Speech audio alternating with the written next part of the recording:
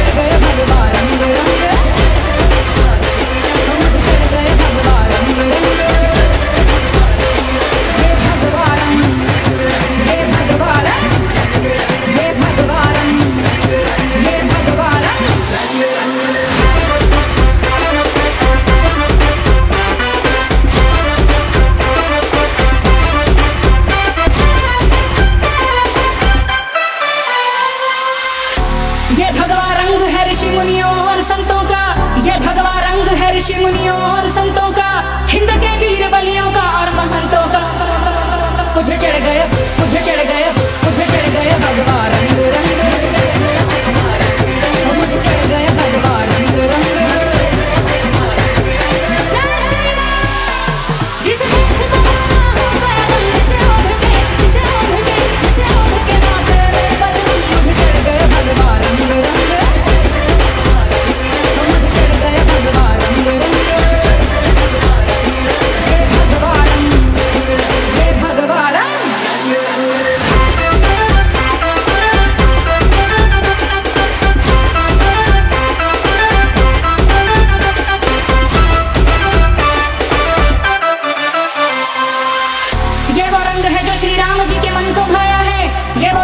श्री राम जी के मन को भाया है, अवध को छोड़ते समय प्रभु ने तंग रंगाया। मुझे चढ़ गए, मुझे चढ़ गए, मुझे चढ़ गए भगवा रंग रंग, मुझे चढ़ गए भगवा रंग रंग।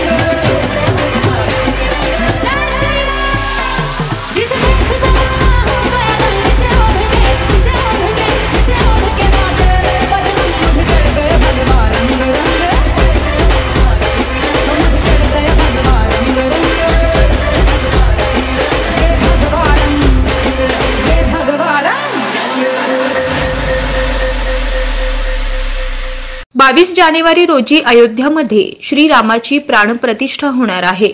त्यानिमित्त संपूर्ण नगर जिल्ह्यामध्ये खासदार सुजय विखे पाटील यांच्या माध्यमातून 4 किलो साखर व 1 किलो डाळ वाटप करण्यात येत आहे, जेणेकरून या डाळीचे लाडू बनवून प्रत्येकाने 22 जानेवारी रोजी प्रभू श्रीरामाच्या मंदिरात 2 लाडू प्रसाद म्हणून ठेवावे, अशी त्यांनी अपेक्षा व्यक्त केली आहे।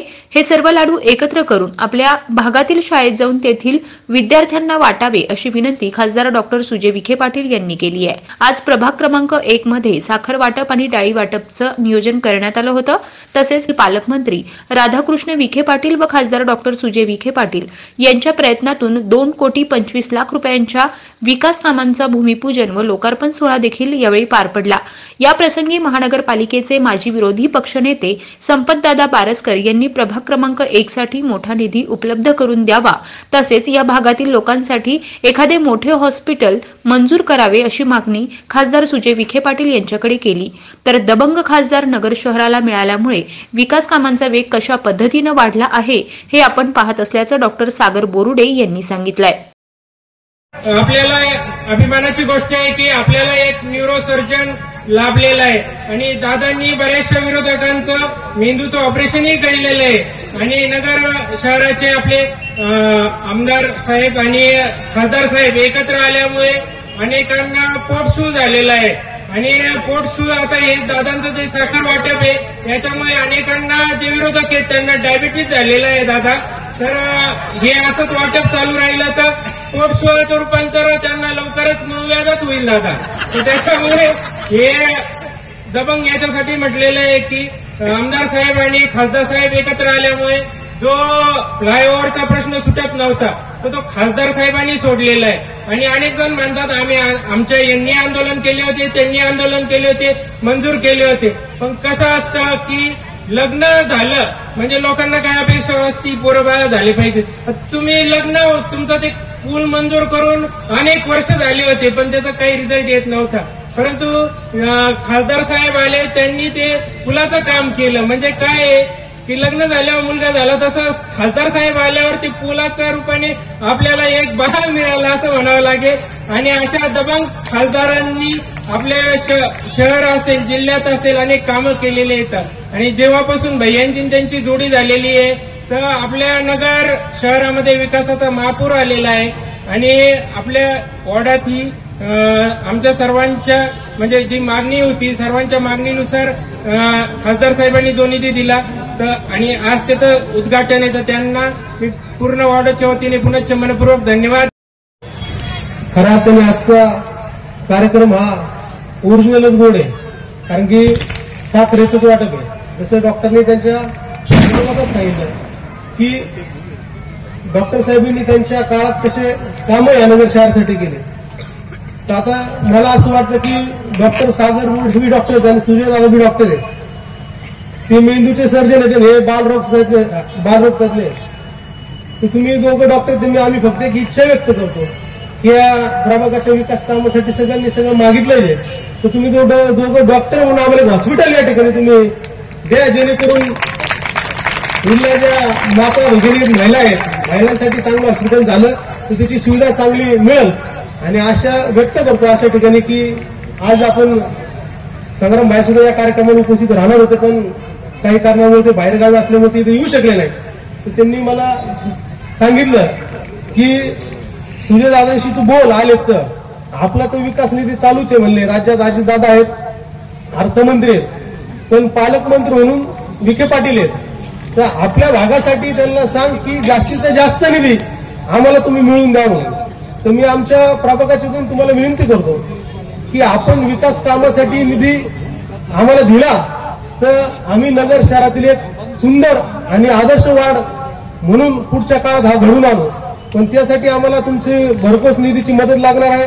त्यासाठी तुम्ही असेल, आमदार संग्राम भाई जगताप साहेब असतील, यांनी आमच्या प्रभागासाठी व आमच्या भागासाठी जास्तीत जास्त निधी आपण उपलब्ध करून द्यावा. आजच्या या कार्यक्रमानिमित्त मोठ्या संख्येने महिला या ठिकाणी उपस्थित आहेत. ते महिलांच्या चेहऱ्यावरील जो आनंद आहे हाच खरा तुमचा आशीर्वाद या ठिकाणी मी मानतो.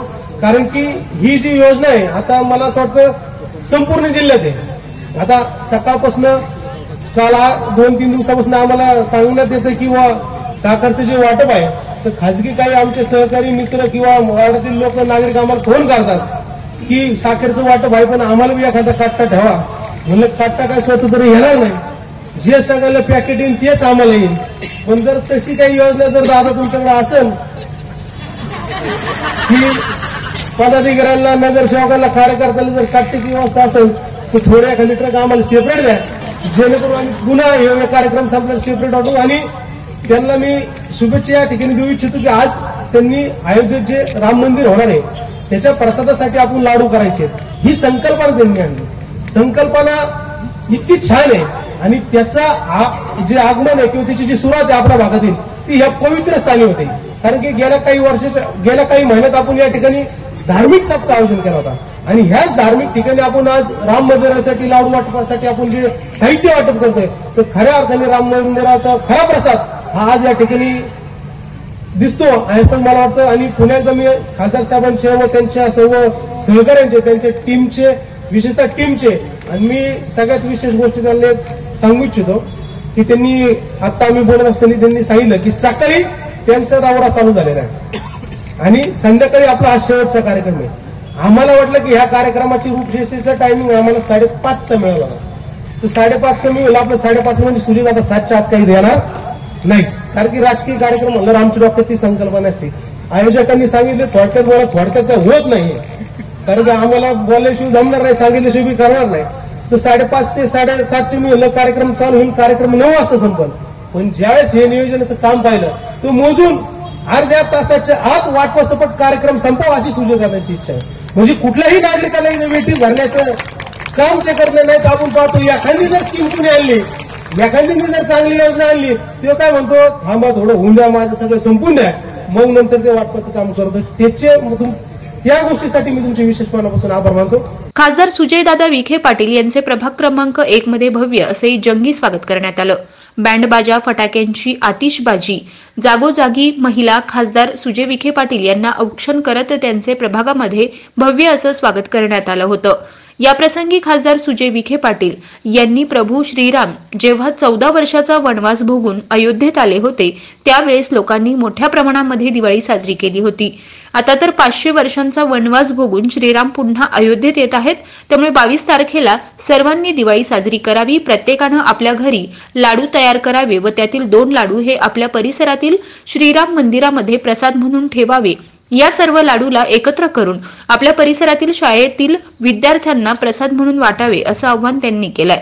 तसेच प्रत्येकाच्या घरी लाडू झाले की नाही याची यादी तयार करण्यात येणार आहे आणि ती यादी घेऊन मी आणि आमदार संग्राम भैया जगताप आम्ही दोघे अयोध्यामध्ये जाऊन ती यादी प्रभू श्रीरामांच्या चरणी ठेवणार असल्याचं त्यांनी मिश्किलपणे सांगितलंय. यावेळी आपल्या शैलीमध्ये त्यांनी भाषण करून उपस्थितांची मने जिंकली आहेत. आणि मित्रांनो, सर्वात प्रथम कार्यक्रम वेळेवर सुरूही झालाय आणि अवघ्या 5 मिनिटांमध्ये माझं भाषण पण संपेल.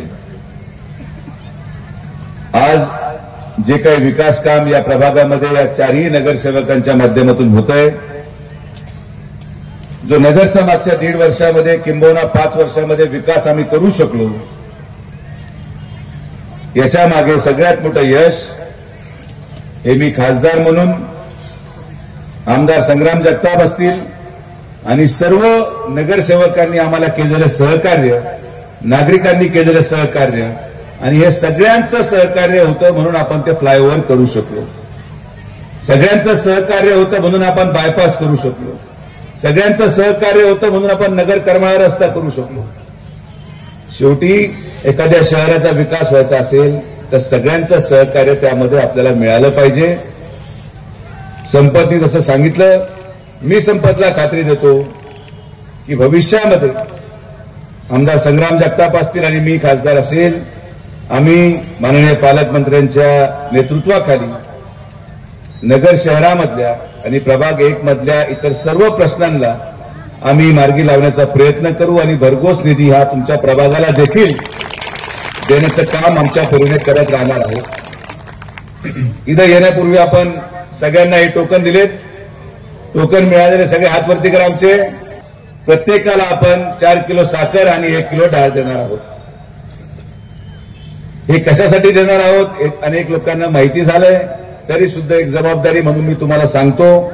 मी जर सांगितलं नाही तर तुम्ही ही साखर सगळी चहामध्ये संपून टाकाल, म्हणून मला वाटतं माझी जबाबदारी आहे की तुम्हाला अनेक गोष्टी सांगण्याची.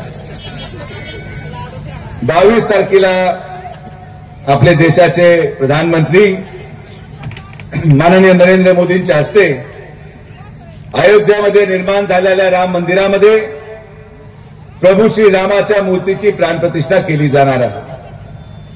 अनेक वर्षाच्या प्रतीक्षेनंतर, अनेक वर्षाच्या संघर्षानंतर प्रभू श्री राम परत एकदा आपला वनवास संपून अयोध्यामध्ये येणार आहेत. जेव्हा प्रभू श्री राम 14 वर्षाचा वनवास संपून अयोध्यामध्ये आले तर अयोध्या नगरीच्या लोकांनी फार मोठ्या प्रमाणात दिवाळी साजरा केली होती.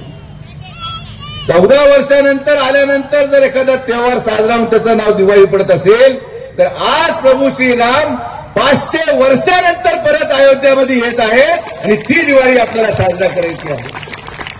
हा कार्यक्रम कुठल्या पक्षाचा नाही, कुठल्या धर्माच्या विरोधातलाही नाही, कुठल्या व्यक्तीच्या विरोधातलाही नाही. हा कार्यक्रम आपल्या धर्माचा, आपल्या आस्थेचा, आपल्या श्रद्धेचा, आपल्या मनातल्या असलेल्या अंतर्गत भावनेचा आणि म्हणून हा कार्यक्रम करत असताना 22 तारखेला 12 वाजता मंदिरमध्ये प्राणप्रतिष्ठा झाल्याच्या वेळेस प्रत्येक घरामधून या डाळ आणि साखरेचा वापर करत तुमच्या प्रभागामध्ये असलेल्या पंचवटी आणि पवननगर येथील प्रभू श्री रामाच्या मंदिरामध्ये प्रत्येक घरातून 2 डाळीचे लाडू रामासाठी नैवेद्य म्हणून आपण तयार करायचे आहेत. आपण तुम्हाला टोकन देताना सगळ्यांचे कुपन घेतलेत, सगळ्यांचे फोन नंबर घेतलेत. जे जे लोक इथून साखर घेऊन जाणार आहेत तुमचे सगळ्यांचे घराचे पत्ते आता माझ्याकडे आलेले आहेत. संपत असेल, नितीन असेल आणि आमच्या डॉक्टर असतील आणि चव्हाणताई असतील आणि धवनताई असतील, या सगळ्यांकडे ते याद्या मी तुम्हाला देतो. 21 तारखेला संध्याकाळी प्रत्येकाने या सगळ्यांच्या घरावर जाऊन 2 लाडू मोजायचे आहेत. त्या यादीमध्ये ज्या लोकांनी लाडू केले त्यांच्या नावापुढे तुम्ही एक खून करून टाका. जे हुकलेत त्यांची यादी माझ्याकडे द्या. मी ती यादी संग्राम बरोबर जाऊन अयोध्यामध्ये गेल्यानंतर प्रभू श्री रामाच्या पेटीमध्ये ती यादी टाकून आम्ही हे प्रभू श्री रामाला सांगणार आहोत की हे राम, प्रभाग क्रमांक 1 ला आम्ही तुझ्यासाठी लाडूला साखरही दिली, डाळही दिली, पण हे सगळे ते लोक आहेत ज्यांना तुझ्यासाठी लाडू करता आले नाहीत. यांचा कसा बंदोबस्त करायचा तू तुझ्या स्तरावर करून टाकायचा. मला अनेक लोकांचं प्रेम मिळालं. अनेक लोकांनी गेल्या अनेक वर्षापासून आमच्या परिवारावर प्रेमाचा वर्षाव केला आणि कदाचित याच प्रेमाचं एक कारण असेल तर अनेक लोकांचं प्रेम मला मिळालं. हे प्रेम तुम्हाला सांगतो किती अवघड असतं. जेव्हा आम्ही साखर वाटत होतो, साखर वाटल्यानंतर एक महिला माझ्याकडे आली. तिने मला सांगितलं की ती माझ्या परिवाराबरोबर 50 वर्षापासून आहे. तिचं नितांत श्रद्धा माझ्यावर आहे. दादा, तुम्ही मला साखरही दिली, डाळही दिली, पण तुपाचं काय करायचं हे सांगा. तर आता हे जे लोक बसलेले आहेत, एक संपत, नितीन, चव्हाणताई, डॉक्टर सागर आणि ढवणताई, कोणालाही तूप कमी पडलं तर यांच्या घरावर जाऊन तुम्ही तूप द्यायचं. बरोबर ना?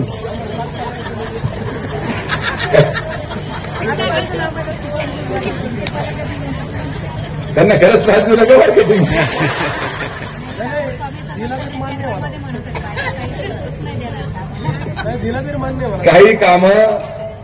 काही कामं आपल्या योगदानातून होणं आवश्यक असतं. हा नुसता प्रसाद नाहीये. या प्रसादामध्ये आपली श्रद्धा, आपली भावना, आपलं प्रेम आणि प्रभू श्री रामाप्रती आपल्याली असलेली आस्था ही देखील आपल्या परीने प्रत्येक घरातून योगदानातून आली पाहिजे.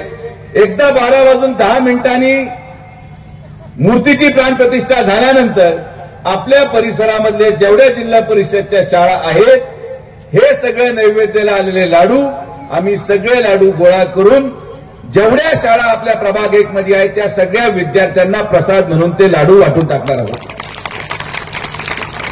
आम्हाला कुठेही ते घेऊन जायचे नाहीत. 2 महत्वाच्या सूचना. लाईनीमध्ये उभं राहिल्यानंतर टोकन सगळ्यांनी हातात ठेवायचे, टोकन द्यायचं आणि पिशवी घेऊन जायची. समजा आपल्या पुढच्या लाईनीमधल्या महिलेकडे 3 टोकन असतील तर तिला 3 पिशव्या मिळतील. तुमच्याकडे एकच टोकन असेल तर तुम्ही अजून 2 पिशव्या हिसकून घ्यायचा प्रयत्न करू नका. जेवढे टोकन आहेत तेवढेच पिशव्या मिळणार. पहिला मुद्दा. दुसरा मुद्दा, पिशवी मिळाल्यानंतर प्रत्येकाला उत्सुकता असते की त्या पिशवीमध्ये काय आहे. तर ती पिशवी तिथंच उघडून पाहू नका. ती 1 किलो डाळ जे शोधायचा प्रयत्न तुम्ही कराल ती कुठेतरी त्या 4 किलोच्या साखरेखाली लपलेली असेल. आपल्या घरी जाऊन ते उघडून पहा, तुम्हाला डाळ सापडेल. मी मगाशी प्रभाग 2 मध्ये वाटत होतो तेव्हा एक महिला तिथं पूर्ण पिशवी उघडून बसली. म्हटलं काय करते आजी? ती म्हणजे मला ती डाळ दिसाना म्हणून मी ते उघडून बसले. तर आम्ही एवढं दिवस घेऊन राहिलो तर एवढं खोटं बोलून चालणार नाही. सगळं सामान योग्य रीतीने त्या ठिकाणी आहे. पण माझी आपल्याला हात जोडून विनंती आहे की अजिबात धक्काबुक्की करायची नाही. टोटल 4 गाड्या आहेत, 3 गाड्या महिलांसाठी ज्या मंडप शेजारी आहेत आणि 1 गाडी पुरुषांसाठी आहे जी सगळ्यात कोपऱ्याला आहे. लाईनीमध्ये उभं राहायचं, अजिबात धक्काबुक्की करू नका. घड्याळात किती वाजले संपतराव?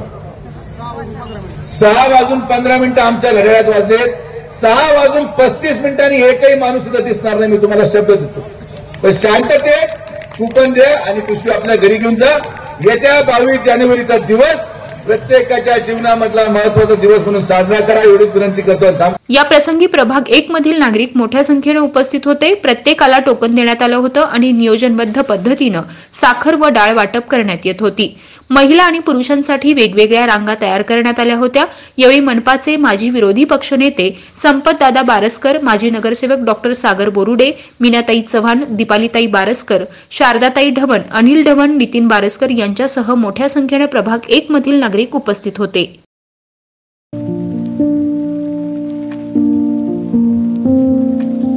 तुम्हाला जर इतरांपेक्षा वेगळं फर्निचर करायचं असेल किंवा त्यातही प्युअर सागवानीच हवं असेल तर तुम्हाला एक नाव सुचवतो. कोणतं? पित्रोडा फर्निचर, जिथं प्युअर सागवानी लाकडामध्ये देवघर, dining set, teapoy, office chair, तसंच कपाट, bed, sofa set, computer table आणि इतरही फर्निचर उपलब्ध. तसंच बजाज फायनान्सवर फर्निचर उपलब्ध. Pitroda furniture, new Tilak road, Ahmednagar. जिल्ह्यातल्या महत्त्वाच्या बातम्या जाणून घेण्यासाठी आजच आपल्या आवडत्या नगर संघर्ष न्यूज सबस्क्राईब करा व त्या शेजारील बेल आयकॉनला क्लिक करा व इंस्टाग्राम व शेअर चॅटला फॉलो करा.